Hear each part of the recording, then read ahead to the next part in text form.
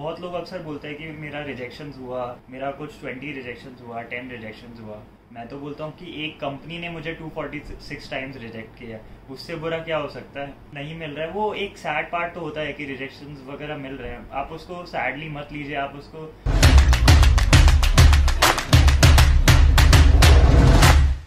Hi guys, this is Shreyansh Gill and welcome to my YouTube channel. So currently I am working as a software engineer at Techion and आज इस video में मैं बताने वाला हूँ मेरा 50 plus companies में रिजेक्शंस हुआ है।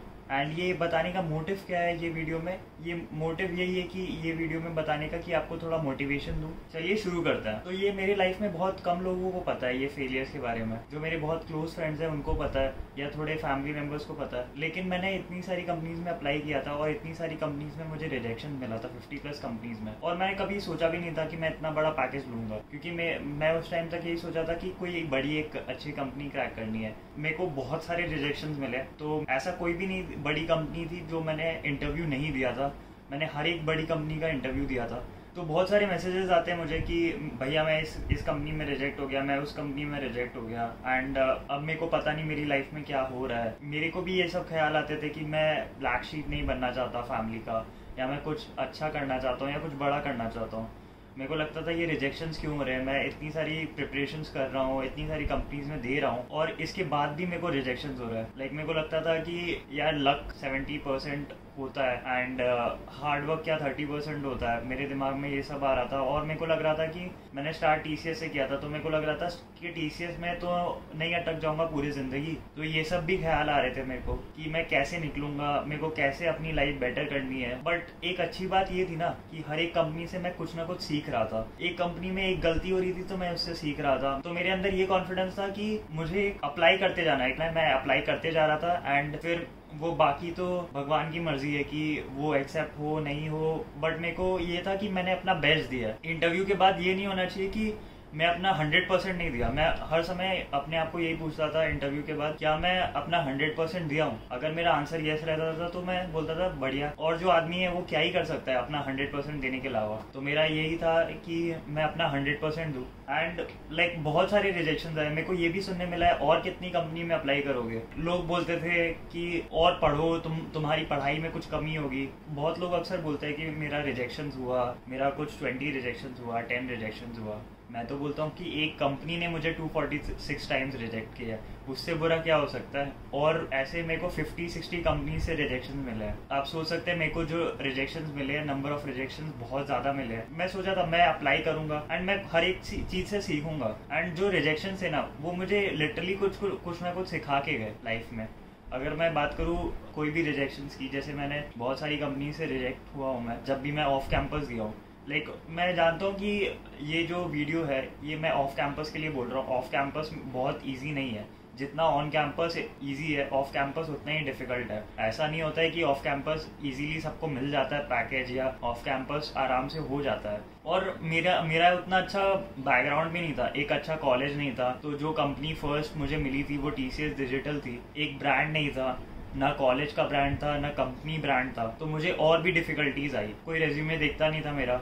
मैंने रेज्यूमे में बहुत सारे मॉडिफिकेशंस किए, मैंने बहुत लोगों से बात करी कि और कैसे इम्प्रूव किया जाए। तो जो रिजेक्शंस थे सब मैंने पॉजिटिव वे में लिया कि और क्या क्या चीज़ कर सकते हैं। तो ये रिजेक्शंस जो थे ये काफ़ी कुछ सिखा के गए मुझे। ये बहुत अच्छी बात लगी मेरे को रिजेक्शंस की। तो सबको लगता होगा कि मैं अभी 50 लाख प्लस का पैकेज ले रखा हूँ एंड मैं अभी बहुत अच्छी जगह हूँ, मेरी लाइफ कितनी सेटल्ड होगी एंड ये मेरे को मिलते आ रहा होगा, मैं एकदम ब्रिलियंट स्टूडेंट होऊंगा पहले से। ऐसा नहीं है, मैं आप जैसा ही हूँ। मैं एक हार्ड वर्किंग नॉर्मल सा बच्चा हूँ। मेरे को बहुत सारे रिजेक्शंस आए हैं। ऐसा हुआ था कि मैंने एक कॉलेज के लिए लैटरल एंट्री दिया था सेकेंड ईयर में एंड वो भी नहीं हुआ था, उसमें भी मैं रिजेक्ट हुआ था। एंड कॉलेज के लिए बहुत सारी कंपनीज आई थी सेकेंड ईयर में, लाइक माइक्रोसॉफ्ट आई थी, उसमें भी मैं रिजेक्ट हुआ था। बहुत सारी कंपनीज में मैं रिजेक्ट हुआ था। एंड फिर जब प्लेसमेंट्स का टाइम आया तो सबसे पहली कंपनी अमेजोन आई थी। अमेजोन में मैंने 1.5 क्वेश्चन कर लिया था आउट ऑफ 2 एंड MCQs में सारे करेक्ट थे मेरे, क्योंकि मैं गेट की तैयारी कर रहा था तो MCQs मेरे सब सही थे। बट वो 0.5 क्वेश्चन नहीं किया था तो मैं रिजेक्ट हो गया था अमेजोन में। उसके बाद TCS डिजिटल में हो गया था। जैसे TCS डिजिटल मेरी 7.5 लाख की लगी थी, फिर मेरे को प्लेसमेंट में बैठने नहीं मिला बहुत सारी कंपनीज में। एंड उसके बाद तब बैठने मिला जब 15+ LPA की कंपनीज आ रही थी। तो 15+ LPA की कुछ 10 कंपनीज आई एंड उन 10 कंपनीज में मैं बैठा एंड हर एक कंपनी में मैं बैठा एंड कुछ ना कुछ होके मैं कोई राउंड में अटक जा रहा था। मेरा प्रोसेस मेरे को लग रहा था पता नहीं क्या हो रहा है मेरे साथ, ये तो सही नहीं हो रही है। लाइक मेरे को जो चाहिए, एक ड्रीम कंपनी चाहिए मेरे को, लाइक ये TCS से मुझे निकलना था, वो ही नहीं हो पा रहा था। फिर TCS के बाद ऑफ कैंपस भी मैंने बहुत सारे दिए एंड किसी में भी नहीं हो रहा था क्योंकि एक टैग नहीं था, एक ब्रांड नहीं था। सब बोल रहे थे TCS में रहो, कहीं मेरी CV शॉर्टलिस्ट नहीं हो रही थी। फिर मैंने स्टार्टअप वगैरह में भी काम करा, तो स्टार्टअप के बाद भी इतने सारे रिजेक्शन हुए। तो ऐसा नहीं था कि सिर्फ इनिशियल पीरियड ऑफ टाइम में रिजेक्शन हो रहे थे मेरे अभी स्टार्टअप्स में भी रिजेक्शन हो रहे थे। लाइक स्टार्टअप ज्वाइन करने के बाद भी जब मैं कंपनीज में अप्लाई कर रहा था तब रिजेक्शन वगैरह हो रहे थे। मैंने जब देखा कि नहीं मिल रहा है, वो एक सैड पार्ट तो होता है कि रिजेक्शंस वगैरह मिल रहे हैं, आप उसको सैडली मत लीजिए। आप उसको सोचिए कि आपका अभी रिजेक्शन हो रहा है तो कुछ बेटर ही होगा फ्यूचर में। लाइक कुछ बेटर ही लिखा होता है आपका। अगर अभी कुछ नहीं हो रहा है ना, मैं गारंटी के साथ कह सकता हूँ कि अगर आप कोई भी चीज़ में मेहनत कर रहे हो ना, तो आपका ये हाथ सक्सेस वाला कभी आपका पीछा नहीं छोड़ेगी एंड आपको कभी ना कभी सक्सेस मिलेगी। तो ये स्टोरी मैं इसलिए बता रहा हूँ क्योंकि बहुत सारे मैसेजेस आते हैं कि मैं गॉड गिफ्टेड हूँ या रिजेक्शंस वगैरह हो रहे हैं मेरे में, तो उसको कैसे हैंडल करूँ। तो क्या होता है ना कि जैसे मैं इसको अच्छा भी समझता हूँ, अगर मेरे को कैंपस ही अमेजोन मिल जाता तो मैं अमेजोन में सेटल हो जाता कि अमेजोन में अच्छी लाइफ मिल रही है, मैं इतना स्ट्रगल करता नहीं और इतना अच्छा नहीं पहुँच पाता। आज शायद मैं एक बेटर लेवल पे हूँ। मैं अगर जो कैंपस में आ रहा होता, ऑब्वियसली उस टाइम मेरे को बहुत खुशी होती, लाइक खुशी का सीमा नहीं होता, बट मैं ये स्ट्रगल लाइफ और फिर एक खुद कॉन्फिडेंस नहीं ला पाता कि मैं भी इतनी अच्छी कंपनीज क्रैक कर सकता हूँ बिना कोई सपोर्ट के और बिना कुछ उससे। आई थिंक रिजेक्शंस ने मुझे काफ़ी हेल्प किया लाइफ में।